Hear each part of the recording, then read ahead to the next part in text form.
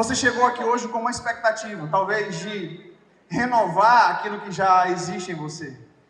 Talvez de reacender aquela chama. E é bom, o congresso é bom, embora o que de fato surte efeito é o nosso dia a dia na comunidade.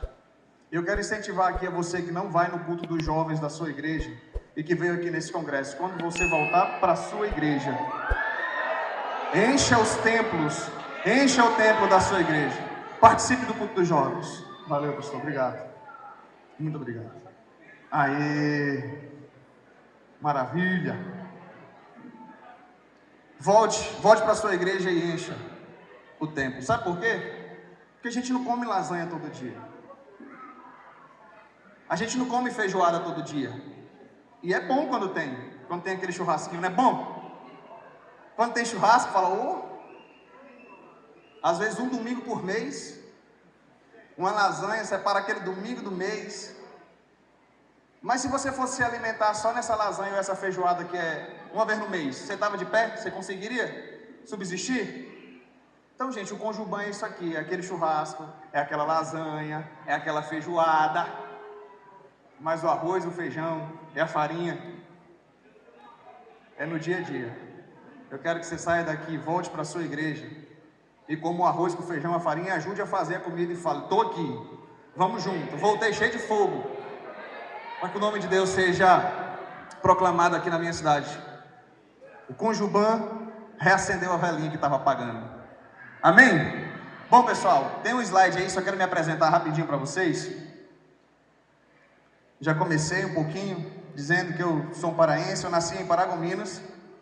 Nasci em Paragominas, cidade que fica ali 4, 5 horas de Belém. Mas com 8 anos de idade fui para Altamira, no Pará, terra lá da hidrelétrica, onde meu pai foi assumir um campo. Pastoreou lá por 22 anos, saiu agora há poucos meses de lá, voltou para Paragominas. Mas quando eu tinha 18 anos, eu fui para o seminário no Betel Brasileiro. Lá estudei por 4 anos no regime de internato. Lá eu conheci a minha esposa, a Anne Carolina, sergipana. Saí de lá noivo, voltei para o Pará, fiquei 1 ano auxiliando meu pai na igreja em Altamira. Fui lá para Sergipe, casei com ela e carreguei ela para o Pará. Por 3 anos e meio nós ficamos em uma cidade chamada Medicilândia, próximo ali de Altamira, 90 quilômetros. Depois fomos para Macapá, ficamos mais 3 anos e meio lá, pastoreando. E depois para Brasília. Hoje eu trabalho na comunicação, na Secretaria de Comunicação da CBN, da nossa Convenção Batista Nacional. Tá bom? Pode colocar aí o slide, só para apresentar aqui para o pessoal. Para onde eu vou, eu gosto de falar quem é que me acompanha. E essas mulheres são... Pode passar? Esse aí é o tema do livro, que eu vou falar para vocês daqui a pouco. Pode passar o próximo aí. Essa aí, ó. Essa é a Anne, sergipana abençoada, e essa é a Isabela, macapaense. Isabela é uma macapaensezinha, nasceu em 2019, tem 3 anos de idade. E semana passada eu recebi a informação que vai nascer uma brasiliense. Semana passada eu recebi essa informação. Lá no nosso Instagram, fiz a postagem, tem um videozinho delas me fazendo a surpresa. Elas duas estavam de coplô. E eu quero... Thales, tem um livro bem na minha mochila.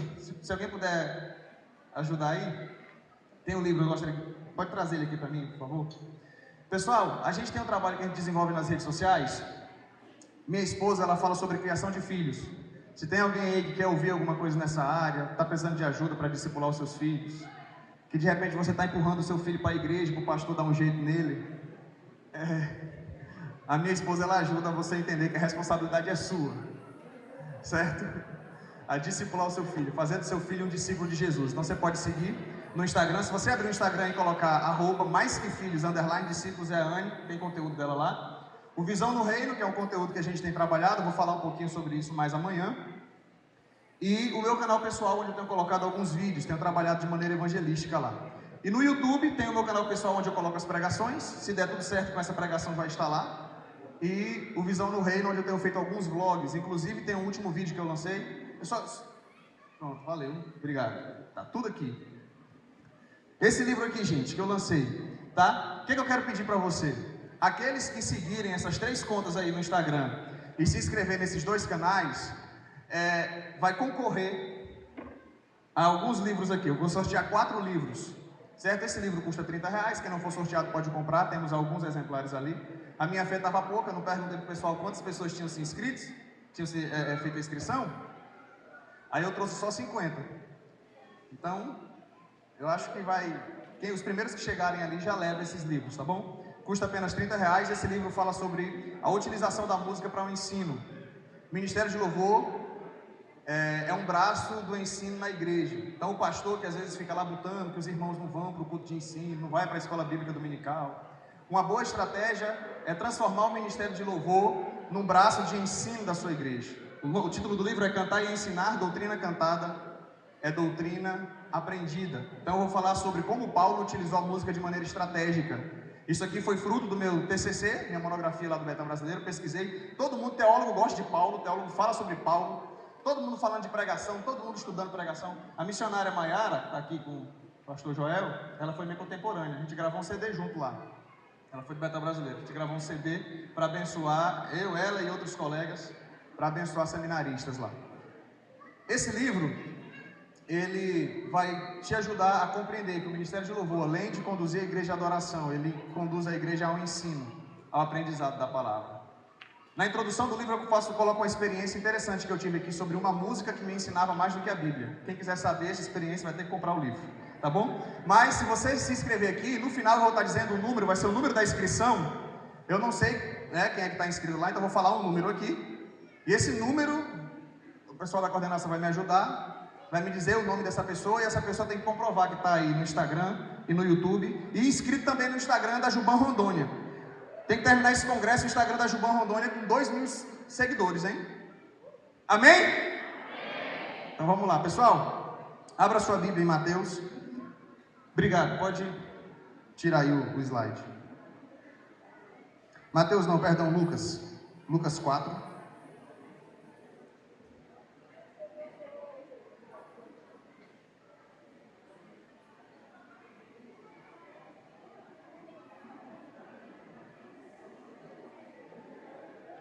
Nós vamos ler inicialmente o versículo 22 do capítulo 3, tá? Você está no capítulo 4 porque nós vamos ler mais alguns, mas volte um pouquinho, capítulo 3, verso 22. Versículo 22 do capítulo 3 de Lucas diz assim: O Espírito Santo desceu sobre ele em forma corpórea como pomba, e do céu veio uma voz que dizia: Tu és o meu filho amado, em ti me agrado. Capítulo 4, versículo 1. Jesus, cheio do Espírito Santo, voltou do Jordão e foi guiado pelo mesmo Espírito no deserto. Versículo 14. Então Jesus, no poder do Espírito, voltou para a Galiléia, e a sua fama correu por toda aquela região, e ensinava nas sinagogas, sendo elogiado por todos. Versículo 18. A fala de Jesus: O Espírito do Senhor está sobre mim, porque Ele me ungiu para evangelizar os pobres, enviou-me para proclamar libertação aos cativos e restauração da vista aos cegos, para pôr em liberdade os oprimidos e proclamar o ano aceitável do Senhor. Tendo fechado o livro, Jesus o devolveu ao assistente e sentou-se. Todos na sinagoga tinham os olhos fitos nele. Então Jesus começou a dizer: Hoje se cumpriu a escritura que vocês acabam de ouvir. Amém? Que o Espírito Santo aplique sua palavra no nosso coração, assim como foi orado nessa noite. Sabe, gente, uma ilustração que eu acho muito interessante que Jesus usa para falar para Nicodemos ainda, em João 3, é sobre o vento. João 3, versículo 8, ele diz o seguinte: Olha, o vento sopra onde quer, mas você não sabe de onde ele vem, nem para onde ele vai. Assim é com aqueles que são nascidos do Espírito. Sabe o que é extraordinário nisso? O que Jesus está dizendo para Nicodemos quem é nascido do Espírito tem a sua vida guiada por Ele, não tem a sua vida guiada pela lógica comum. E quem nasceu de novo, quem nasceu de Deus, quem tem o Espírito Santo morando nele, é guiado e conduzido pelo Espírito Santo. É exatamente isso que Jesus está dizendo. Olha, o vento sopra onde quer, você não sabe de onde ele vem, nem para onde vai. O que é nascido de Deus da mesma forma. Às vezes você acha que ele vai agir por uma lógica e ele age de maneira contrária. A palavra de Deus nos mostra isso, cara. Você vai observar Gideão, por exemplo. Olha a maneira como Deus age com Gideão. Você pensa assim: não, Deus vai tocar no coração daquela galera, vai alistar uma multidão para lutar contra os midianitas. Gideão consegue recrutar ali 30 e poucos mil, e aí Deus fala assim, não, tira metade. Quem está com medo manda sair, sai uma galera. Aí Deus fala assim, tá muito ainda. Leva o povo para beber água no riacho. O pessoal vai beber água. E aí aqueles que bebessem como cães, atentos aos que ficavam. Gente, só ficou 300. Final das contas eles nem lutaram. Só gritaram, acenderam as tochas, quebraram as botijas, dizendo por Deus e por Gideão, e os midianitas começaram a se matar. Eu lhe pergunto, a lógica nisso? Quem é guiado pelo Espírito, quem é guiado por Deus, vive a lógica de Deus. Gente, tem uma lógica, tem lógica. No feriado, está aqui quase, acho que cerca de 800 jovens, aproximadamente, talvez um pouco menos, talvez um pouco mais. No feriado, jovens estarem buscando a Deus, a galera do mundo não entende isso. Porque nós somos guiados por Deus, o nosso desejo é outro, a nossa vontade é outra. Aí talvez a gente comece a entender, não, a lógica de Deus então é sempre inversa, né? A lógica de Deus é sempre inversa. O jovem ele se guarda para o casamento, o jovem ele não segue o que a galera do mundo sempre faz. O jovem muitas vezes ele vai deixar um emprego que o afasta de Deus, porque ele não tem como prioridade aquilo que é financeiro, ele tem como prioridade o reino de Deus. Eu parto desse princípio. Jesus diz, busquem pois o reino de Deus em primeiro lugar, e todas essas coisas lhe serão acrescentadas. Que coisas? Comer, beber e vestir. Você que está na faculdade, está pensando assim, estou fazendo nesse curso porque eu quero ter a minha estabilidade com esse curso, a sua prioridade talvez esteja invertida. Você está fazendo esse curso, tem que ter como prioridade o reino de Deus. Como consequência, é o sustento. Jesus está dizendo, busquem pois o reino de Deus em primeiro lugar. E essas coisas, que coisas? O comer, beber e vestir, não andem ansiosos com isso. Vai ser acréscimo. Cara, o cara do mundo olha assim e fala, esse cara é doido, ele está estudando, ralando, 5 anos de medicina, para não ter como prioridade o sustento financeiro, a estabilidade financeira, para ter como prioridade ficar cuidando de gente pobre que não tem dinheiro para pagar. O cara do mundo olhar e falar, isso é doidice. Não, eu estou fazendo meu curso para montar a minha clínica, para ganhar muito dinheiro. Viver bem, trabalhar pouco e viver bem. Essa é a lógica do mundo. A lógica do crente é, não, eu estou aqui como é a minha vocação para servir o reino de Deus. Aquele que é guiado pelo Espírito tem outra lógica. Aí você começa a viver isso, aí de repente você fala, não, aí então, inverteu-se a lógica e nós temos agora uma lógica. A lógica de Deus é sempre contrária. Aí Paulo vai lá, em Atos está dizendo que Paulo está tentando evangelizar na Ásia. Por 2 vezes ele tenta entrar na Ásia e o Espírito Santo impede. Paulo fala, eu não entendi, estou querendo evangelizar e Deus não deixa. A lógica de Deus, quando você pensa que entendeu, ele, olha. Aí Paulo de noite tem um sonho, um macedônio dizendo, passa a Macedônia e ajuda-nos. Às vezes você está certo, não, isso aqui que Deus quer para mim. Aí Deus vem e fala, está tudo errado. Não é isso que eu quero de você. Às vezes a gente acha que a gente entendeu a lógica de Deus. Talvez você veja aqui com uma convicção, não, eu já até sei o que Deus vai falar comigo. E aí você vai sair dessa conferência com outra ideia. Você fala assim, Deus me surpreendeu. Eu quero falar com vocês hoje sobre essa temática. Os que têm o Espírito de Deus são guiados por Ele. Diga isso, os que têm o Espírito de Deus são guiados por Ele. Olha aqui, Jesus no batismo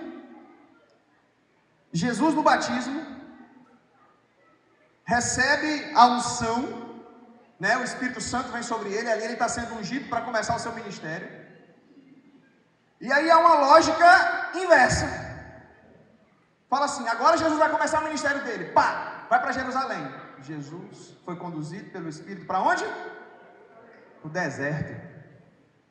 40 dias no deserto. Mas o homem não estava preparado. 30 anos, já demorou muito começar o ministério dele. Agora que o homem é batizado, recebe o Espírito Santo, está lá a unção. O pai dizendo, esse meu filho amado em quem me compraste, vai para Jerusalém. Vai derrubar tudo, vai quebrar tudo, bora conquistar. Até porque os judeus esperavam o Messias libertador. Abaixo Roma e que o Messias levante aqui o reino de Israel. Jesus vai para o deserto. E se fosse só até aí, está tudo certo. Mas ele foi conduzido pelo Espírito ao deserto para ser tentado pelo diabo. Às vezes se dá umas crises teológicas. Jesus foi para o deserto para ser tentado pelo diabo quando ele já estava apto para começar o seu ministério. Tem uma frase de Maurice Wood, que diz o seguinte: o Espírito Santo gosta de preparar as circunstâncias da vida dos homens de forma que eles sejam atraídos para a esfera da influência de Deus. Quem tem o Espírito de Deus é guiado por Ele. Ele nos guia no deserto. E deserto tem a ver com propósito. Diga isso, deserto tem a ver com propósito. Jacó, quando ele está fugindo de Esaú, no caminho para Labão, ele tem uma experiência extraordinária com Deus. No deserto ele tem uma experiência extraordinária com Deus. Ele vê uma escada onde anjos estão subindo e descendo do céu. Jesus vai fazer menção sobre isso. Jacó fica com medo, ele diz: quão terrível é esse lugar. Chamou aquele lugar de Betel. Vai para Labão, forma sua família. Quando ele está voltando para o encontro de Esaú novamente, o homem luta com Deus no Val de Jaboque. Ele estabelece aquele nome Peniel. As duas experiências mais extraordinárias da vida de Jacó é enquanto ele está andando pelo deserto. Você vai para Moisés, a história de Moisés, achei extraordinário o que o pastor Fabiano falou. Até fiz um corte para colocar lá no Instagram da CBN, daqui um dia vai sair. Que Moisés, ele saiu do palácio e foi para o deserto, foi para ser desqualificado. Ele aprendeu coisas extraordinárias no palácio e que foram influentes também na sua condução no meio do povo. Mas quando Moisés achava que talvez estivesse apto para cumprir o seu propósito, e ele vai lá: eu vou libertar o meu povo, ele vai lá e mata um egípcio. Ele tem que fazer o quê depois que ele mata um egípcio? Perna para quem te quer. Ele havia recebido toda uma capacitação, mas Deus fala: não, tem um deserto ainda. Uai, está preparado? Não, tem um deserto. Vai para o deserto. 40 anos no deserto, para uma sarça começar a pegar fogo sem se consumir, e então ele vir e se tornar o grande homem usado por Deus.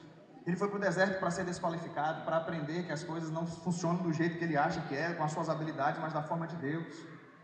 Aí você vê Elias, cara, os exemplos, as experiências mais extraordinárias que Elias passa, pelo menos nós vemos narrando na Bíblia, é Elias pelo deserto. Elias sendo conduzido pelo deserto. Elias é alimentado por corvos. Elias vai à casa de uma viúva, né, de Sarepta. O texto de Lucas vai até falar isso um pouco mais à frente, Jesus comentando, falando sobre a viúva de Sarepta, falando sobre o sírio Naamã, como Deus utilizou estrangeiros para serem abençoados. Mas você observa Elias, então, ele profetiza a viúva de Sarepta, né? Não, serve primeiro a mim, e não vai faltar o óleo na botija, nem a farinha na panela, e assim acontece. Filho da viúva morre, ele ora e o menino ressuscita. Elias no deserto, se escondendo para não ser morto, né? Vai lá, desafia o povo de Baal no Monte Carmelo, fogo do céu desce, Deus prova que é Deus. Aí depois o povo vai tentar, o rei ainda manda buscar Elias, consome mais uma galera, manda matar de 50 em 50, cair no fogo do céu. Gente, são experiências extraordinárias. E esse homem então, tem um momento que ele se esconde na caverna e fala: Senhor, eu quero morrer. Jezabel estava perseguindo o homem tão usado por Deus agora, estava fugindo, estava com medo de morrer. Só restou eu. Aí Deus falou: tá, larga de ser besta, rapaz. Tem mais 7.000, rapaz. Larga dessa síndrome de que é só você, que está achando que está carregando tudo nas costas. No deserto, Elias teve experiências extraordinárias com Deus. E Jesus foi para o deserto por causa de um propósito. Diferentemente desses exemplos, esses foram para o deserto para aprender. Jesus foi para o deserto para nos ensinar. Sabe o que Jesus foi fazer no deserto? Fazer o que Adão não conseguiu fazer no paraíso. Jesus foi fazer no deserto o que Adão não conseguiu fazer no Éden. Jesus foi mostrar a sua perfeição, Jesus foi mostrar a sua excelência. Adão caiu na primeira tentação. Jesus tem um texto que fala que Jesus ficou 40 dias sendo tentado. A gente vê ali, né, 3 tentações. Não quero entrar em detalhes sobre essas discussões, se fosse 40 dias ou não, mas tem um texto que dá a entender que foi esse tempo todo sendo tentado. Você imagina? E Jesus falando, resistindo à tentação. Ao final de 40 dias, o texto diz que ele teve fome. O diabo então chega nesse momento, a gente vê provavelmente ali o final desse período, dos 40 dias, né? E Jesus então diz: arreda Satanás. Jesus estava provando para nós a sua excelência, porque deserto tem a ver com propósito. Então Jacó passou pelo deserto para ser testado por Deus, lutar com Deus e receber um novo nome, o nome de Israel, o nome que levou, que foi o nome da nação de fato.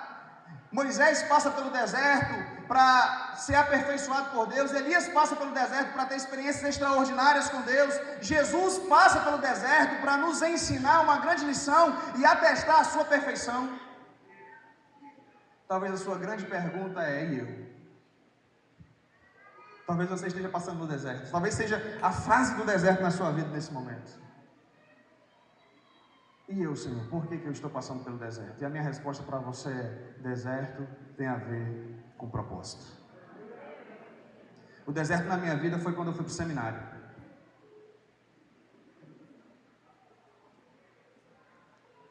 Com 15 anos de idade, eu estava em Altamira, foi um momento, isso foi em 2005.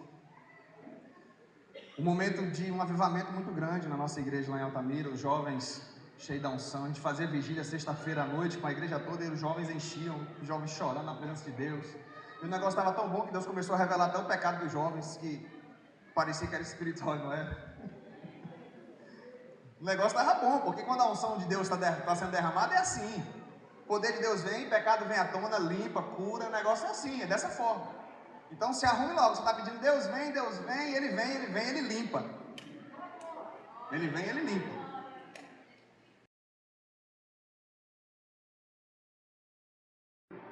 Fala comigo, tem misericórdia da minha vida, fala comigo. E Deus já tinha usado meu pai em uma das vigílias, meu pai abraçado comigo, chorando.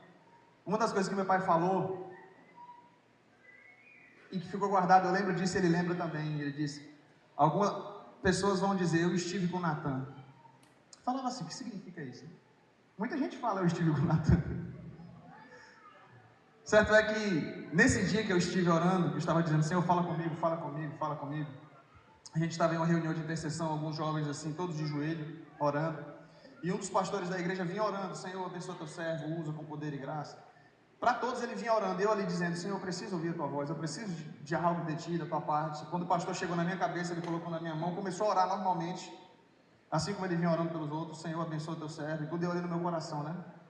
Fala comigo, Senhor, quero ouvir tua voz. Ele falou: eis meu servo que eu falo contigo.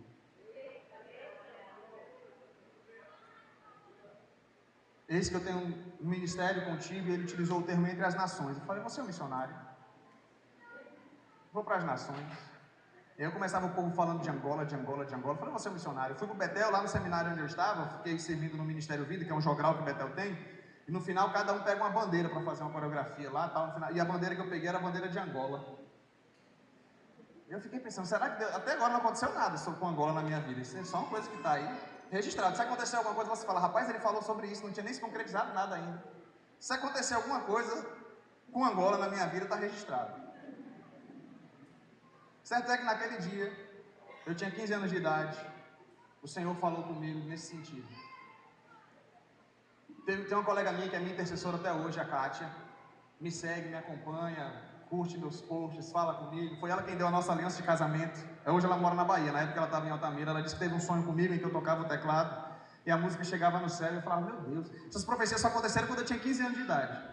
Muita coisa aconteceu na minha vida quando eu tinha 15 anos de idade. Mas eu fiz 18 anos, já não estava mais naquele fogo, não estava mais naquela unção. E aí eu me apaixonei por uma menina da igreja. E aí chegou a hora de ir para o seminário, terminei o ensino médio, tinha convicção, Deus falou comigo: vamos para o seminário. Meu pai falou: vamos. Betel Brasileiro, João Pessoa, regime de internato. Eu falei: nada, eu faço aqui mesmo na Metodista, à distância, EAD. Em 2008 eu querendo fazer EAD. Não era EAD não, era aquele que o professor falava só na tela. A gente ia e ficava assistindo um vídeo na tela. Papai, eu quero fazer lá. Ele falou: não.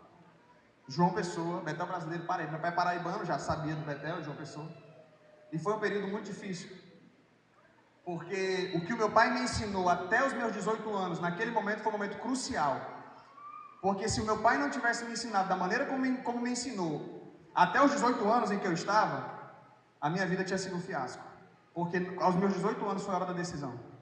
Foi a hora que eu só fui para o seminário por entender a obediência, por entender que se eu desobedecesse a ordem do meu pai, ia ter duras consequências na minha vida. Meu pai me criou na linha dura. Eu e meus 2 irmãos. Eu sou filho do meio de 3.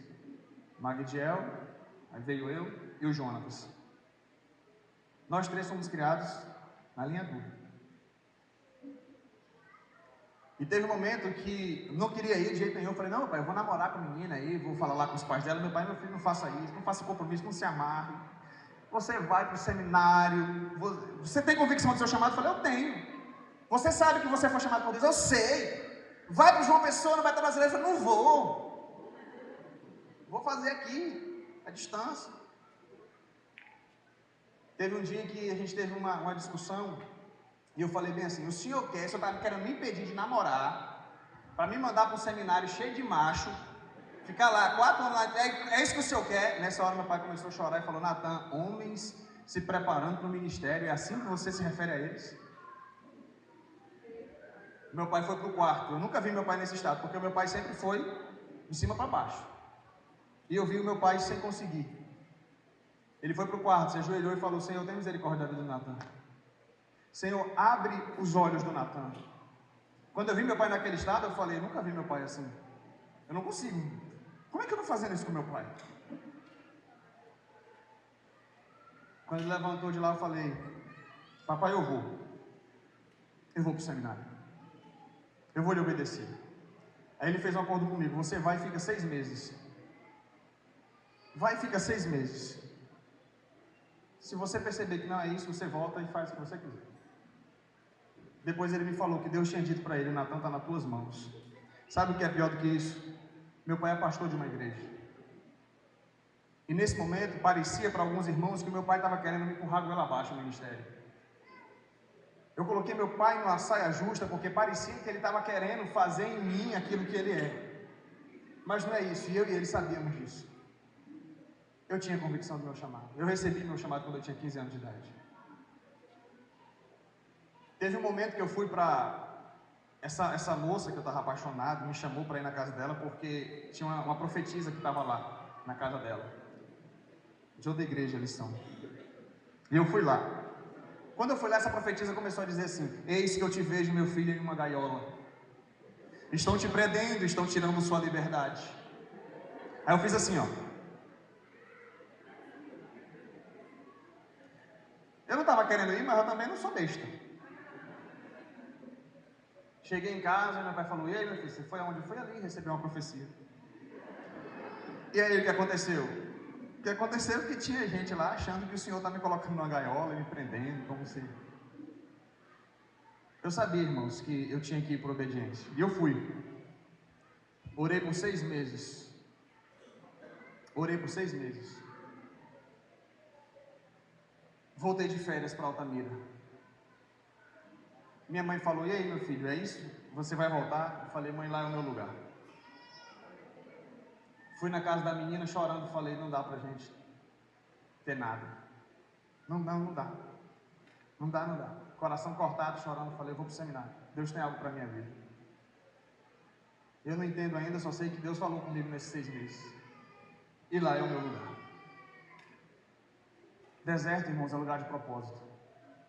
Não conheci ninguém em João Pessoa. Quando eu cheguei naquele internato, teve um dia que eu estava olhando para as estrelas do céu assim. Lembrei da profecia que Deus fez para Abraão, né? Tá vendo as estrelas do céu? Aí eu falei, estou vendo, Senhor. Eu imaginei que Deus ia falar assim, assim será a tua descendência. Deus não falou nada, Ele falou assim, a minha graça te basta, que o meu poder se aperfeiçoa na fraqueza. Aí talvez você fale, como é que Deus fala? Nesse momento foram os 2 versículos que se emendaram rapidamente na minha mente. Eu olhei e eu lembrei do versículo de Abraão, né? Olha as estrelas do céu. Aí logo na sequência veio do espinho na carne de Paulo, a minha graça basta, porque o meu poder se aperfeiçoa na fraqueza. Falei, poxa, nenhuma promessa mais extraordinária. E naquele período, foi um período de muito aprendizado, de muito crescimento. 4 anos longe de casa e 4 anos em que Deus começou a trabalhar na minha vida de maneira extraordinária. Vocês não têm noção não do que eu passei ali. Porque eu cresci na igreja, gente. Filho de pastor. Que quando tinha gincana bíblica, eu ainda não tinha nem idade dos adolescentes, mas eu já estava na gincana, ganhando a gincana.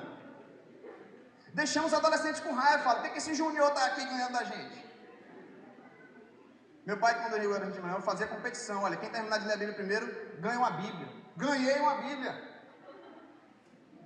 Meu irmão mais velho desistiu da disputa no meio do caminho. Cheguei no seminário e falei, eu sei tudo de Bíblia.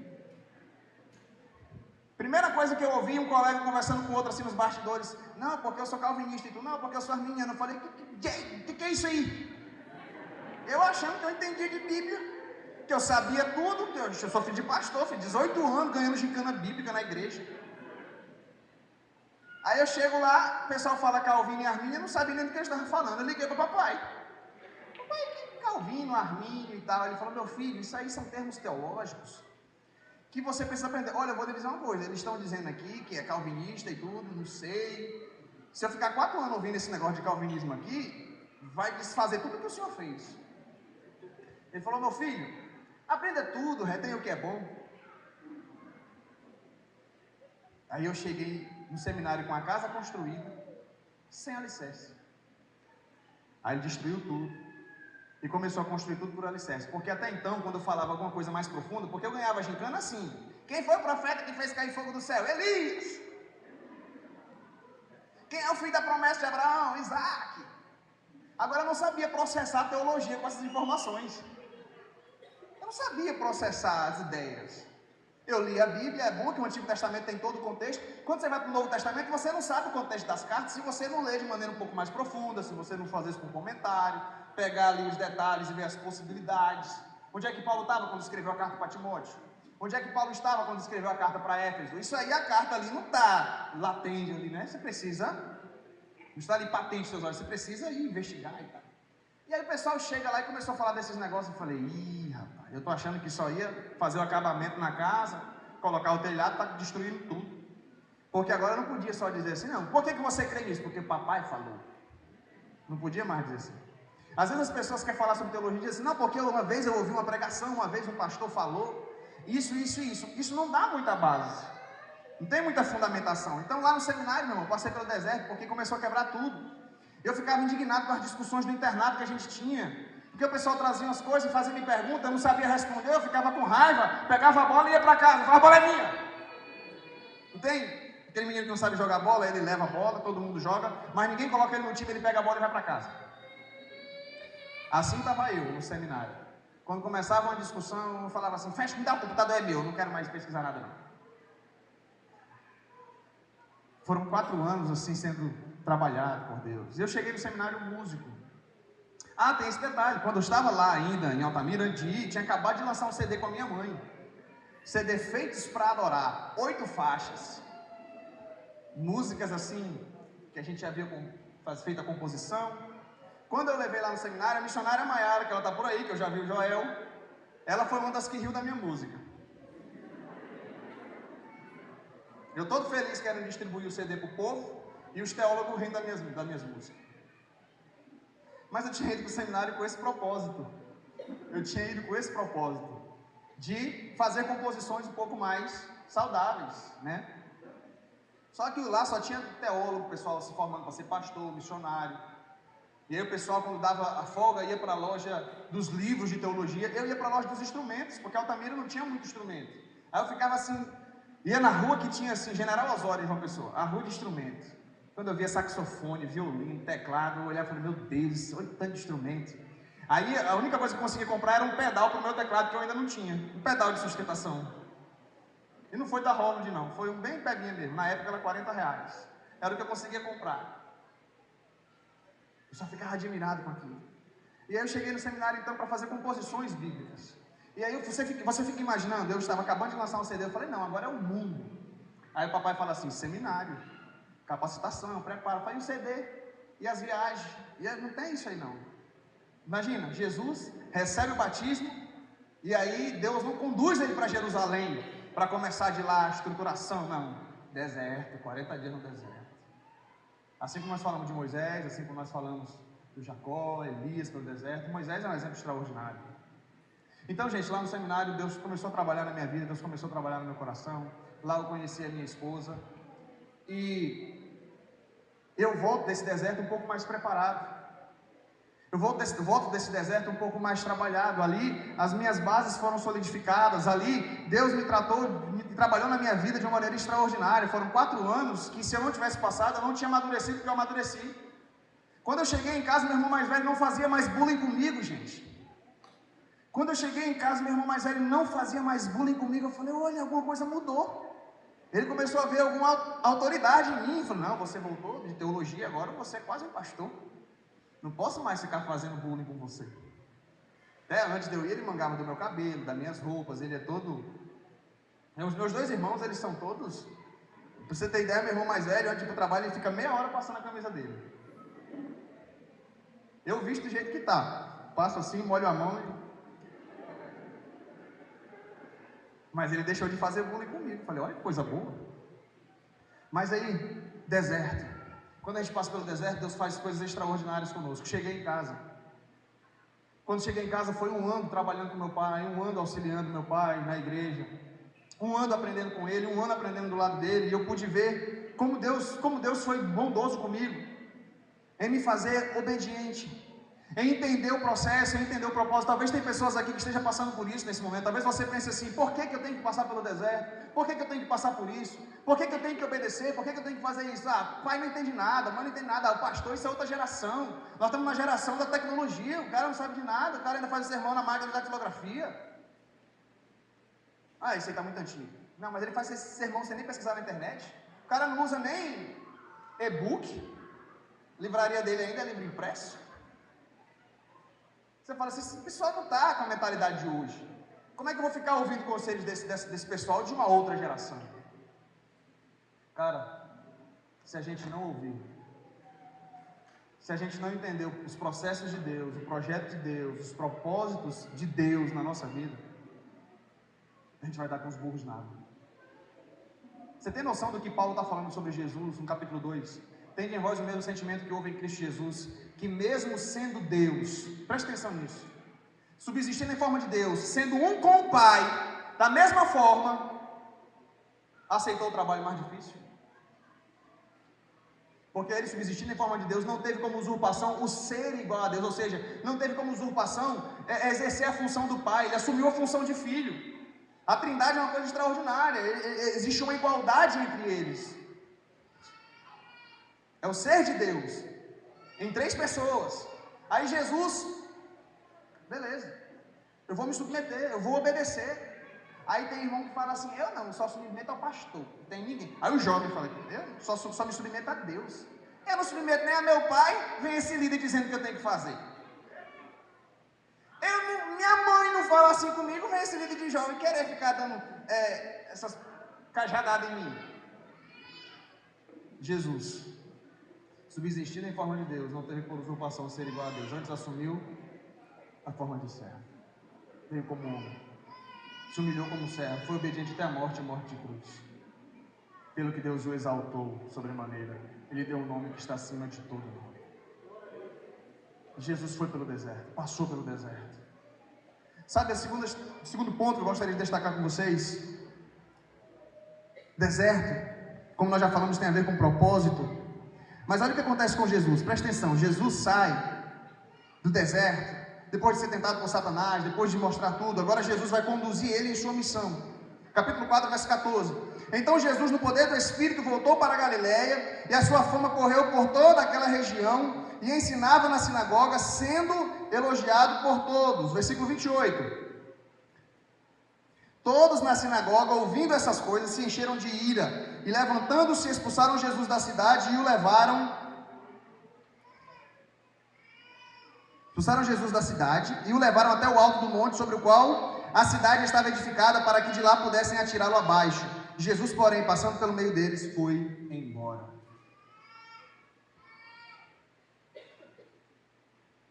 Presta atenção nisso. Primeiro lugar agora, Jesus saiu do deserto. A nossa lógica, vai para Jerusalém. Essa é a nossa lógica. Vai para Jerusalém, porque é lá que estão os poderosos, é lá que está o centro, é lá que está a política, é lá que estão os religiosos, é lá que vai começar o moído. Aí Jesus vai para Galileia. Começa pregando na Galileia. O primeiro milagre de Jesus lá em João 2 vai dizer que foi em Caná da Galileia. Jesus vai para Galileia. E é interessante que ele começa a pregar e o texto diz que Jesus estava sendo elogiado pelos homens. Mas o primeiro destaque que eu quero fazer é isso: Jesus voltou para a sua terra, Jesus voltou para a sua região. Uma outra luta que meu pai teve comigo. O pessoal da gravação aqui vê que isso não acabou, viu? Outra luta que meu pai teve comigo. Terminou o seminário, eu falei assim, vou ficar aqui. Vou ficar aqui, vou engrenar logo um mestrado, quem sabe um doutorado. Estou gostando, agora quem não queria ir, agora não queria voltar. Aí meu pai falou assim, mas você vai voltar. O senhor não queria que eu viesse, agora o senhor não quer que eu fique aqui, quer que eu volte? Vai voltar. Vai voltar, a igreja estava bancando metade da mensalidade do seu salário. Tem que ficar pelo menos um ano aqui servindo na igreja que investiu na sua vida. Mas eu quero ficar aqui, rapaz, aqui é a capital. É aqui que eu vou dar continuidade aos meus estudos. E propostas tinha propostas lá. Eu falei, deixa eu ficar aqui, ele falou, vai voltar. Deixa eu ficar, vai voltar. Aí de novo, eu já estava um pouco mais maduro depois de 4 anos. Mas de novo, não, vai voltar, vai começar aqui de casa. Eu vou dizer para vocês, foi a segunda melhor decisão que eu tomei. A primeira foi ter ido para o seminário, a segunda foi ter voltado do seminário, ter voltado de casa. Jesus foi para Galiléia, gente. Jesus começou de lá. Parece que talvez pudesse parecer que Jesus, né, que Deus estava cometendo um erro estratégico. Poxa, Jesus vai voltar. Sabe quem foi que passou por isso também? Paulo. Paulo também passou por isso.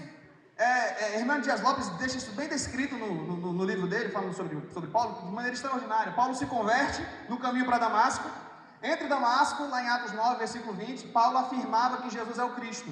Versículo 22 do capítulo 9 de Atos vai dizer, e Paulo demonstrava que Jesus era o Cristo. Aí Hernando Dias Lopes faz algo extraordinário. Entre o versículo 20 e o versículo 22, Paulo foi para a Arábia, e ele fala disso em Gálatas. Paulo foi para a Arábia, um seminário intensivo lá com Jesus. Enquanto os discípulos tiveram um seminário andando com Jesus lá por 3 anos e meio, Paulo ficou quase 3 anos também na Arábia, recebendo a revelação. Provavelmente foi nesse período que ele foi até o 3º céu. Aí Paulo volta para Damasco. Aí Paulo está legal em Damasco, está tudo certo, está tudo tranquilo, pregando. Aí Paulo vai para Jerusalém. Quando chega em Jerusalém, olha o que acontece. Os irmãos não estão querendo receber Paulo, isso depois que ele foi para a Arábia. Os irmãos não estão querendo receber Paulo, aí Barnabé chega e fala assim, não rapaz, o homem é um dos nossos lá, é de verdade, é homem de Deus. É de Deus? É, pronto. Paulo está recebido pelos apóstolos, começa a pregar, está tudo certo, mas tem gente querendo matar Paulo, os helenistas. E aí Deus fala com Paulo, você vai ver isso nos testemunhos de Paulo. Paulo falando dos seus testemunhos, ele diz sobre essa experiência que ele teve com Deus. E aí Deus fala assim, Paulo, vai que eles vão querer te matar. Não, Senhor, esse povo aqui, eu persegui os crentes com eles. Paulo, eles vão te matar. Não, Senhor, eu vou ficar aqui. Paulo, eles vão te matar. Vai, eu tenho um trabalho contigo, Paulo, entre os gentios. Não, Senhor, é aqui em Jerusalém o negócio. Poxa, fiquei tanto tempo estudando aos pés de Gamaliel. Eu, fariseu, né? Hebreu de hebreu, segundo a lei fariseu, segundo o zelo perseguidor da igreja, eu sou um homem gabaritado. Eu tenho que ficar em Jerusalém, eu tenho que pregar em Jerusalém. E Deus fala assim, Paulo, vai! Os irmãos pegam Paulo, levam para Cesareia e desbanca para casa. Paulo volta para Tarso. Paulo que já tinha aprendido tudo do judaísmo, Paulo que já tinha aprendido tudo com Jesus no deserto, Paulo que já estava preparado, no deserto não, na Arábia, Paulo que já estava preparado, Deus fala, vai para Tarso. Para Tarso, Paulo. E a gente não sabe mais ou menos quanto tempo, eu acredito que seja mais de 10 anos, porque Paulo faz uma estimativa lá na carta aos Gálatas, ele vai falar, 14 anos depois voltei a Jerusalém. Aí tem uma discussão, qual é a base que ele está tendo ali como média, mas eu jogo aí pelo menos uns 10 anos ou mais, Paulo ficou escondido lá em Tarso. Depois que já estava gabaritado, preparado, voltou para casa. Voltou para casa. E aí Barnabé vai lá, depois de esse tempo que ele estava recluso, trabalho de Deus, da igreja crescendo em Antioquia, né? Antioquia, congregação da igreja de Jerusalém. E aí, tem que levar a gente para Antioquia, o negócio está crescendo. Barnabé lembra de Saulo, vai lá em Tarso, busca Saulo e traz. E o trabalho começa a crescer. E aí Paulo se torna o Paulo que se tornou depois de um tempo recluso em Tarso. E aí a estratégia de Paulo é interessante, porque Paulo agora, juntamente com Barnabé e depois com Silas, ele vai para os grandes centros, ele começa a pregar nas grandes cidades, nas capitais, porque lá era implantado igrejas e de lá as igrejas iam para os interiores. Olha como a lógica de Deus é extraordinária. Olha como Deus guia de maneira diferente. Aí Paulo está lá, né, nesses lugares, mas só que com Jesus foi diferente. Antes, porque Jesus poderia utilizar a mesma estratégia, não, vou para Jerusalém, vou começar de Jerusalém. Aí Deus fala, não, você vai começar lá da Galileia. E aí Jesus começa da Galileia. Talvez você não esteja entendendo nada, sabe? Você fala assim, Senhor, eu estou tão preparado. Tem tanta coisa que eu sei que Deus quer fazer comigo. Poxa, eu sou uma pessoa com muitos recursos. E aí eu vou ficar aqui cuidando de um grupo de 5 jovens? Será que já não passou isso no seu coração, de repente num lugarzinho? Você fala, eu estou aqui numa igreja grande, estou podendo liderar aqui 50, 60 jovens, o pastor vai me mandar para uma congregação para ficar cuidando de 5 jovens? Eu? Com todo o conhecimento que eu tenho, podendo fazer mais, podendo servir mais? Eu? Você imagina Paulo? Eu? Voltar para casa, para Tarso? E lá no texto de Atos diz, depois que Paulo vai embora para Tarso, a Bíblia diz assim, e a igreja crescia e se fortalecia cada vez mais. E aí Hernando Dias Lopes falava interessante, não tem nada pior para um pastor, depois que ele sabe que quando ele vai embora a igreja começa a crescer.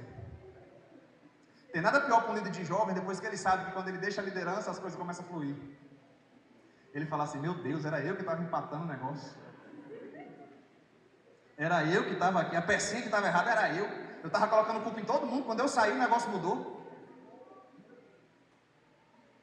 Às vezes é Deus quebrando nosso orgulho, sabe? Com Jesus não, com Jesus é diferente. Jesus é o nosso exemplo em tudo. Jesus então sai da Galileia, começa a fazer o seu trabalho. E aí o segundo destaque que eu gostaria de dar para vocês aqui. Foque no seu propósito e não na fama. Porque no primeiro momento, Jesus ali pela Galileia, a galera começou a elogiar, isso que o texto diz. O pessoal começou a elogiar Jesus. Jesus é o cara, olha a pregação dele, ele prega com autoridade. O pessoal começou a ver a autoridade de Jesus. Só que é o seguinte, Jesus é legal até ele falar alguma coisa que escandaliza. Naquela época já existia a cultura do cancelamento. Não, Jesus está pregando, olha que profeta maravilhoso que se levantou no meio da gente. O cara é 10, olha que pregação maravilhosa, olha a autoridade do homem. Até que ele chega na sinagoga, abre Isaías 61 e diz, o Espírito do Senhor está sobre mim, Ele me ungiu, Ele me enviou. Fecha e fala, está se cumprindo a palavra. Que escândalo! A gente achava que ele era um profeta, mas agora ele está se colocando como Deus. Cancela. Deixa de seguir, dá dislike e vamos fazer boicote. Eles estavam querendo empurrar Jesus do penhasco. O que Jesus fez? Puxa, a galera estava me elogiando agorinha. A galera estava agorinha falando bem de mim, agora está todo mundo me cancelando, só porque eu falei a verdade para eles. Rapaz, Jesus passa no meio da multidão, ó, limpa a roupa, sai daí. E vai continuar pregando o Evangelho, vai continuar cumprindo a missão dele, vai continuar cumprindo o propósito dele, porque Jesus não estava focado na fama, Jesus estava ligado no propósito. O foco de Jesus era o propósito. Jesus não estava preocupado com glamour, não estava preocupado com a fama, pelo contrário, tem um momento lá em João, capítulo 6, presta atenção nisso aqui. Tem um momento que Jesus vê as multidões, né? Ele sente compaixão delas. Vamos multiplicar pão aqui para esse povo, o povo está com fome. Já ensina para os discípulos, né? Olha, o que a gente deve fazer aqui? Aí o Filipe chega assim e fala, Senhor, nem 200 denários é suficiente para alimentar essa multidão. Jesus só testando eles, né? 200 denários não é suficiente, né? O que nós temos aí? Nós temos aqui 5 pães e 2 peixinhos para esse menino. O que é isso? Aí Jesus fala assim, manda o povo sentar e distribui aí. Organiza o povo, vamos lá. Aí o povo falou, tá doido. Jesus dá graça, o milagre acontece, coisa extraordinária, multidão, Jesus é top, Jesus é 10, Jesus é rei. Vamos exaltar Jesus. Jesus, sabendo a intenção da multidão, se esconde, vai para o monte, vai orar. O povo, cadê Jesus, cadê Jesus, cadê Jesus? Os discípulos, Jesus subiu, entraram no barco, foram para o outro lado, o povo, cadê Jesus, cadê Jesus? Jesus do monte, anda no mar, aí é a parada onde Jesus está andando sobre as águas, entra no barco, chega do outro lado, e o povo, cadê Jesus, cadê Jesus, cadê Jesus? Não está aqui, pegaram o barco, foram atrás de Jesus. Quando o povo está chegando, mestre, quando chegastes aqui, Jesus já vem logo de voadora. Voadeira é porque a gente tem os barquinhos, né? Voadora, bem no meio do peito. Vocês não vieram porque viram o sinal. Vocês vieram porque comeram do pão e se fartaram. Rapaz, aí Jesus começa, olha. O pão da vida sou eu, aquele que come da minha carne e bebe do meu sangue é esse que tem a vida. E tome-lhe, pessoal. Duro é esse discurso, quem o pode ouvir? Aí versículo 66 do capítulo 6 de João. Escandalizados o abandonaram. Foram embora. Aí Jesus, assim, na maior, olhou para os 12. Querem ir também? Estou preocupado com isso não, meu filho. A minha identidade não é formada pelo número de seguidores que eu tenho no meu Instagram, não. Quer ir também? O meu propósito, a minha missão, não está sendo condicionada ao tanto de gente que me segue, que me bajula, que me aplaude, não. Querem ir também? Aí Pedro, Senhor, para quem nós iremos? Isso aqui é extraordinário, porque Pedro está falando da identidade de Jesus. Presta atenção nisso. A questão da identidade de Jesus era tão extraordinária, não tinha crise de identidade por quem seguia ou deixava de seguir, por elogio e fama, ou por rejeição. Ele sabia do seu propósito, ele sabia da sua vocação, ele sabia para o que ele havia sido chamado. Aí Pedro fala, Senhor, para quem nós iremos? Se só tu tens palavras de vida eterna. Não é onde, a gente fala muito, não é para onde nós iremos, não é onde, não é um lugar. É uma pessoa, Pedro está dizendo, Senhor, para quem nós iremos, se só tu tens palavras de vida eterna? Nós temos crido e conhecido que tu és o Cristo de Deus, tu és o Messias, para quem eu vou? O que ele está dizendo? É, Senhor, nós já achamos o Messias, essa multidão vai atrás de outro Messias, de um profeta, vai atrás de pessoas que só satisfazem os seus desejos egoístas. É por isso que há um êxodo nas igrejas que pregam a mensagem genuína. O que a galera quer? Eu venho a nós mesmos. O que a galera quer é só pão multiplicado. Eu quero viver à custa de pão. Eu quero viver à custa de maná. Eu só quero isso. Jesus fala, isso, gente, é um sinal para algo maior. Isso é um sinal para algo maior. Os milagres que vocês estão vivenciando, que vocês vão vivenciar, as coisas extraordinárias que Deus faz, aponta para algo maior. Qual é o propósito de Deus? Qual é o propósito de Deus? Qual é o propósito de Jesus? Qual era a missão de Jesus? Evangelizar os pobres, proclamar libertação aos cativos, anunciar o ano aceitável do Senhor, dar vista aos cegos. Perceba que o que Jesus está fazendo são coisas com pessoas que se encontram na condição de necessitados. Enquanto nós não nos colocarmos na condição de necessitados, nós não somos alvos da graça e do favor de Deus. Perceba isso, entenda isso. A gente tem que se colocar debaixo da graça, debaixo da autoridade de Deus e falar, Senhor, o que é que o Senhor quer para a minha vida? Não somos nós que ditamos as regras, é o Senhor. Você veio aqui hoje com uma intenção, com um propósito, de dizer, Senhor, o que é que o Senhor quer da minha vida? É para o deserto que eu tenho que ir, Senhor, eu vou. Senhor, já saí do deserto, vou começar agora, vou explodir agora, é agora que o Senhor vai me usar. Ele fala, não, meu filho, volte para o seu lugarzinho pequenininho, vai começar de lá. É de lá que você vai começar. A gente está disposto a ouvir isso.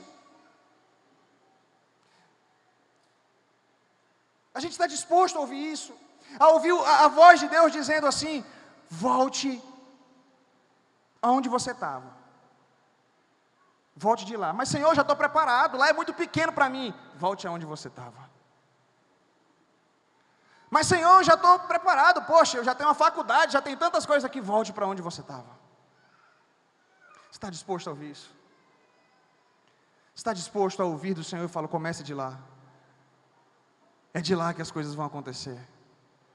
Gente, Jesus pegou 12 homens.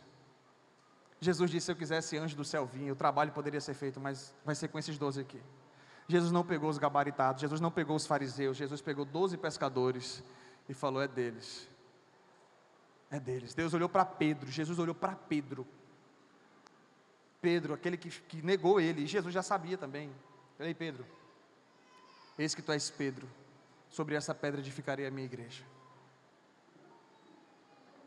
E é engraçado que isso foi logo depois que Pedro falou assim, tu és o Cristo, o Filho de Deus vivo. Logo na sequência, Jesus está dizendo, eu vou ter que ir para a cruz, eu vou morrer. Aí Pedro fala assim, ei Jesus, por favor, eu vou consultar, vou marcar um psicólogo para o senhor, porque você está complicado. Tem um coaching, na realidade, um coaching muito legal, que vai dar uma levantada no seu astral aí. Um coach, vai lhe mostrar o seu propósito e tal. E Jesus, arreda Satanás.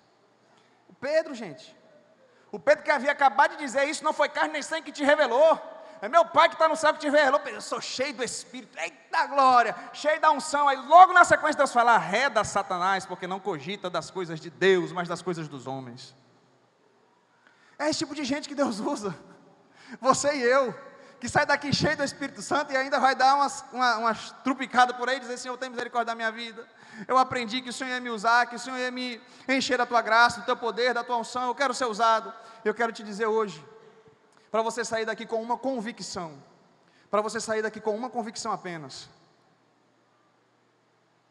o seu propósito está sendo muito bem guiado por Deus. Porque se o Espírito do Senhor está sobre você, se o Espírito de Deus está sobre você, é Ele que tem guiado a tua vida, é Ele que tem conduzido a tua vida.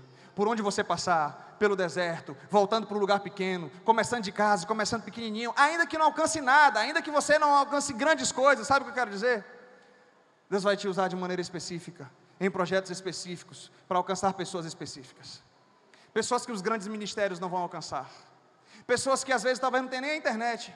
Talvez você fale assim: poxa, eu queria ter um ministério produtivo, profundo, como o do fulano de tal. O cara prega para multidões e muita gente. Só que essas multidões que ele prega, muitas vezes um ribeirinho não é alcançado.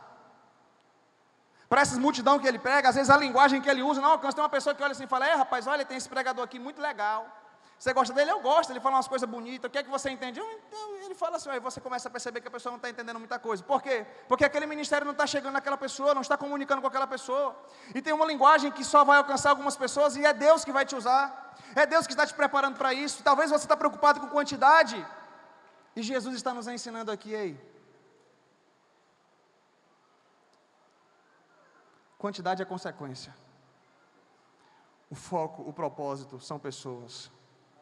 Eu foquei em 12 e ainda tive coragem de dar liberdade para esses 12 saírem se quisessem. O que é que você espera de Deus? Se você é guiado pelo Espírito Santo de Deus, se o Espírito Santo está conduzindo a tua vida, se o Espírito Santo de Deus está te colocando em um local de direção, tenha os seus olhos fitos nele. Não fique preocupado com as críticas. Não fique preocupado ou alegre demais com os elogios. Foque no seu propósito. Foque no seu propósito. Já vou finalizar falando só mais uma experiência sobre mim. Quando eu comecei a gravar vídeos na internet, eu comecei a pensar assim: Senhor, o meu propósito está certo? As minhas intenções estão certas? O que é que o Senhor tem para a minha vida? Eu comecei a pensar se o que eu realmente queria era que pessoas fossem alcançadas com uma linguagem que outras pessoas não estavam alcançando, ou se o que eu estava querendo mesmo era aparecer. Eu coloquei isso diante de Deus. Às vezes a gente tem que ser sincero, sabe? Por que é que você quer ter mais seguidores no seu Instagram? Por que é que você quer ter mais inscritos no seu canal? Se for uma questão profissional, tudo bem, não. Eu quero ter mais seguidores no meu Instagram, porque quanto mais Instagram, mais pessoas me seguindo, é mais oportunidade de venda. É uma questão profissional. Mas tem gente que não faz nada, você fica postando foto de biquíni. O que é que você quer mais pessoas te seguindo? Mais pessoas cobiçando seu corpo? Mais pessoas cobiçando seu corpo? Tem um bonitão também da malhação, não é só as meninas do biquíni, não. Tem um bonitão também, que vai lá, fica bombadão, tira a foto logo depois de malhar, porque aí está tudo estourado aqui, né? É nessa hora só, porque se tirar depois, a barriga já está assim, o braço já está mole, tem que ser logo depois do equipamento. Por que é que você quer mais seguidores nas suas redes sociais? Mais gente elogiando seu corpo escultural? E eu me fiz essa pergunta: Senhor, por que é que eu quero mais pessoas visualizando os vídeos, me acompanhando nas minhas contas? Eu vou dizer para você que há uma tentação, que não há tentação? Claro que há. Você acha que não há tentação de querer ser famoso? Não há tentação de querer ser grande? Não é bom ser elogiado? Não é bom ser reconhecido pelo que você faz? A grande questão é que se o nosso foco for isso, quando as críticas vierem, os dislikes vierem, o cancelamento chegar, você fala: acabou meu propósito. Está tudo errado, tem alguma coisa acontecendo de errado, porque estava todo mundo gostando daquilo que eu estava fazendo, agora ninguém gosta mais, e aí você se frustra. E essa foi a minha oração: Senhor, por que é que eu estou fazendo isso? E aí vieram os testemunhos de pessoas sendo abençoadas. Não era só, que palavra legal, que palavra bonita, nossa, que sacada interessante. Eu comecei a receber mensagens de pessoas que estavam tendo sua vida transformada. Ultimamente eu vi uma pessoa que foi batizada depois de um vídeo do sinal de GPS encontrado. Ela viu o vídeo, ela entrou em contato e falou: estou realmente precisando voltar para Jesus. Eu falei: o Senhor é contigo. Pois é, na minha igreja as pessoas me julgaram, me criticaram, me fizeram isso, me fizeram aquilo. Eu falei: olha, vai lá, conversa com o seu pastor. De repente ele nem sabe do que está acontecendo. A gente conversei algumas coisas com ela no Instagram. Beleza, passou um tempo. Semana passada eu vi no Instagram dela ela sendo batizada. Semana passada eu vi no Instagram dela ela sendo batizada. Eu falei: Senhor, obrigado. Obrigado, porque não é só mais um seguidor, mais um view, mais uma curtida, mais um apelo para que as pessoas me sigam. Obrigado porque a mensagem está alcançando corações. Obrigado porque tem feito diferença na vida das pessoas. Gente, isso é propósito. Assim como tem pessoas que chegam e criticam: não concordo com você. Eu falo: está no seu direito. Da onde foi que você tirou isso? Falou: é a minha opinião. Às vezes eu nem respondo. Nem respondo porque se você responder dá mais munição. Nem respondo, isso não me atinge. E assim tem que ser com você. É uma pessoa, você fez um post, eu falo um pouco sobre essa questão das mídias digitais também. Fez o post, uma pessoa curtiu, alguém comentou, colocou as mãozinhas e fala: glória a Deus. Qual foi o alcance do seu post? 5 pessoas foram alcançadas, uma pessoa curtiu, essa pessoa comentou e ainda colocou uma carinha chorando: glória a Deus, alguma coisa ficou. A mensagem alcançou. Qual é o seu propósito? O que Deus está fazendo com você? Não importa a quantidade. O que importa é que Deus está trabalhando em você. Talvez você esteja passando pelo deserto, não sei qual é o estágio que você está. Talvez tem pessoas aqui que já estão sendo usadas, já estão lá em cima. Pastor, isso aí que o senhor falou, realmente, passei pelo deserto também, passei por esse outro processo, começando do zero. Luciano Subirá falou algo extraordinário. Não sei quantos já ouviram o testemunho de Luciano Subirá. Luciano Subirá disse que ele novinho ainda pregando para multidões, Deus usando e tal, veio um acidente com ele, sumiu do palco. Ficou esquecido, ele falou: poxa, o que Deus quer fazer comigo? Deus estava trabalhando no amadurecimento dele, ele não tinha condições de crescer. E Deus falou isso para ele. Luciano Subirá conta esse testemunho: meu filho, do jeito que você estava crescendo, você não ia suportar, a fama ia te derrubar. Sabe, Deus faz coisas com a gente que só Ele, é só Ele. E eu não sei em qual estágio você está nesse momento, mas eu quero te convidar a refletir. Se você está passando pelo deserto, talvez você esteja passando até por momentos de tentação. Se você voltou para casa e está passando por essa dubiedade, né? Passou pela fase do elogio e agora está vindo as críticas. Não questione o seu ministério, não questione o que Deus tem para você, porque se o Espírito Santo de Deus está sobre a tua vida, Ele tem algo para fazer, e algo individual, um propósito específico com você, algo para fazer através da sua vida. E eu não quero ficar fazendo bênção também, aquelas bênçãos de vitórias, bem que a pessoa, porque pode ser que o seu propósito também seja morrer, sabe? Não se escandalize com o que eu estou falando não, talvez você me cancele também, não se escandalize não. Mas a gente também está muito acostumado a ouvir Sadraque, Mesaque e Abednego resistiram à fornalha de fogo, glória a Deus. Daniel saiu da cova dos leões, glória a Deus. Moisés falou com Deus e o mar se abriu, glória a Deus. Mas lá em Hebreus capítulo 11 fala de homens dos quais o mundo não era digno. E ele fala desses que venceram, desses que foram, heróis. Mas ele fala de alguns que foram cerrados ao meio. Sabe, ele fala de alguns que sofreram escárnio por causa do Evangelho e estavam cumprindo o seu propósito. Alguns falam assim: dos discípulos de Jesus, João foi o único que morreu de morte natural. Mas alguns da tradição aí diz que ele sobreviveu a um caldeirão fervente. Dizem.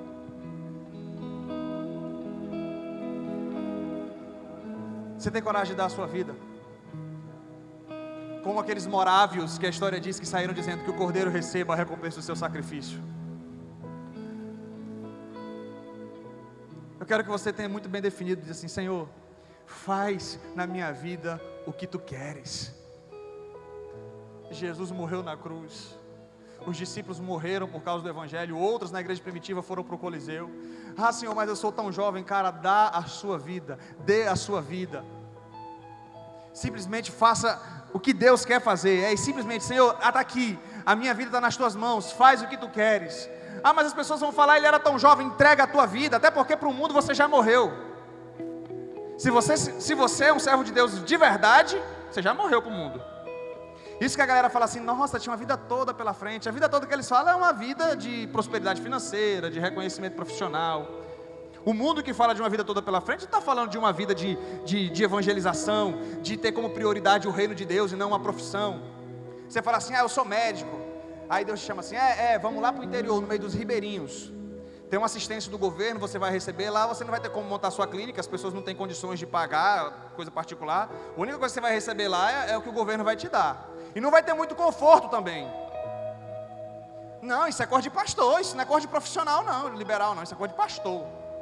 Deus fala, médico, você que está se formando em medicina, vai lá, no meio dos ribeirinhos, uma comunidadezinha. A sua prioridade não é o seu sustento financeiro, a sua prioridade é o reino de Deus. Ali você vai estar fazendo o que muita gente não consegue fazer. Aqui em Ji-Paraná, na capital, em outros locais, talvez tem médico sobrando até. Talvez nem tanto, mas tem mais do que lá. E talvez o Espírito Santo está tocando no seu coração. Aí você fala assim, Senhor, me leva. Aí a sua família e a galera, né? Esse menino é doido. Essa menina é doida. Um investimento desse nessa faculdade, para agora ele ir lá para o meio dos ribeirinhos, para ficar dependendo do governo, ganhar só um pouquinho. Às vezes é uma quantidade boa, às vezes não. Certo é que o conforto não é tanto quanto se você estivesse na outra localidade.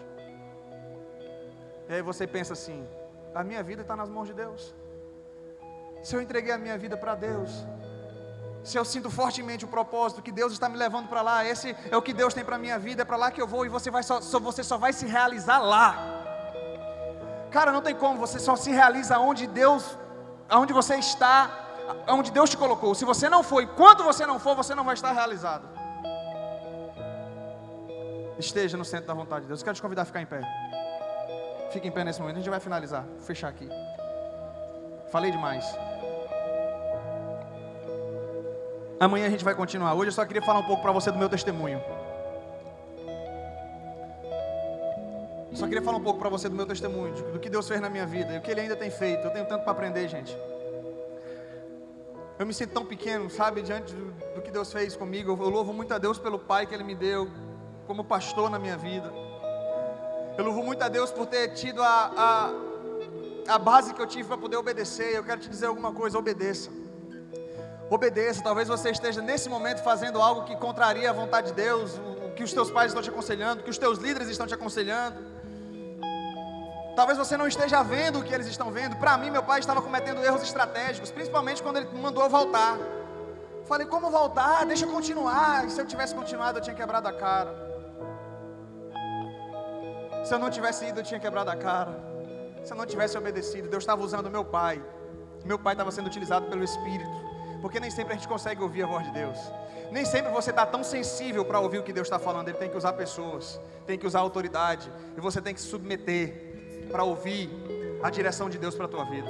Assim foi comigo. Com 15 anos eu estava sensível. Estava ouvindo Deus falando direto. Com 18 meu coração estava fechado. Deus estava falando comigo por meio do meu pai. E eu tive que ir a duras penas.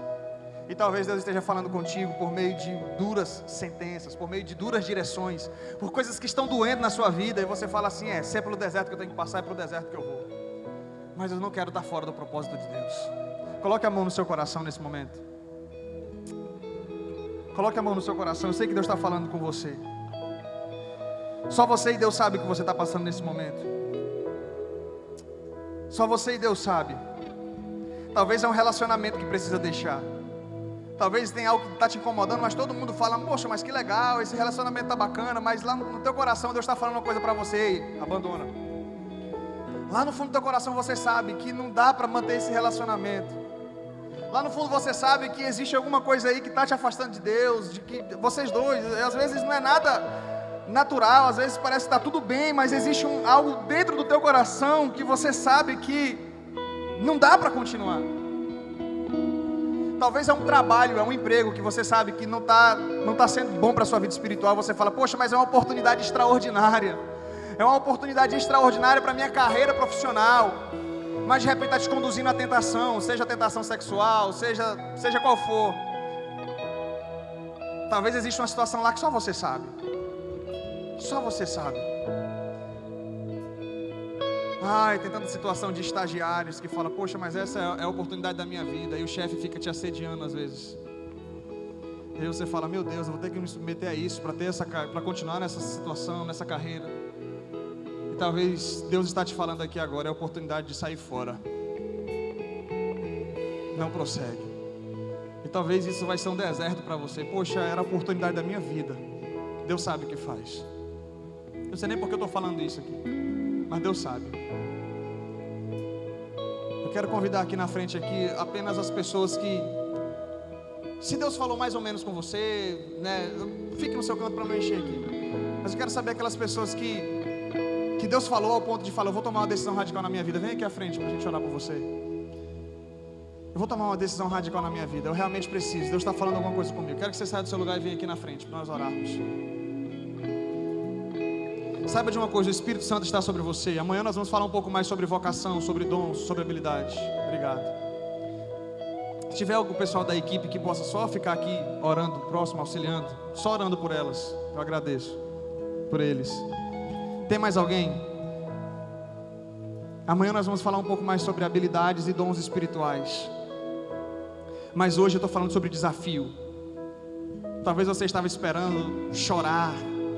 Talvez você estava esperando sentir alguma coisa sobrenatural. Mas não, hoje é só um desafio mesmo. E é dor. E desafio dói. Talvez se o seu choro ocorrer aqui hoje vai ser choro de dor. Porque eu chorei de dor. Eu chorei de dor. Eu não chorei sentindo a presença do Espírito Santo quando foi para tomar decisões difíceis na minha vida.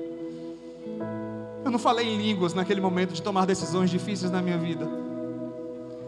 Eu não estava sendo tomado em revelação e profecia no momento de tomar decisões na minha vida. Eu estava sentindo dor. Eu estava chorando de tristeza. Eu estava dizendo, Senhor, é preciso isso. Se for preciso, eu vou fazer por amor a Ti. E se você está disposto a sentir essa dor, a passar pelo deserto, a começar do zero, a abandonar talvez a profissão ou aquilo que estaria te encaminhando para a profissão dos seus sonhos, mas que você entende, não sou eu que estou falando, não estou falando especificamente com ninguém, é Deus que está falando com alguém, com algumas pessoas aqui. Se você sente que Deus está falando no seu coração, faça, porque vai ser o melhor para a sua vida, e lá na frente você vai estar contando testemunho como eu estou contando aqui hoje. Eu vou orar por vocês, pode se aproximar um pouquinho mais aqui. Pode se aproximar um pouquinho mais aqui.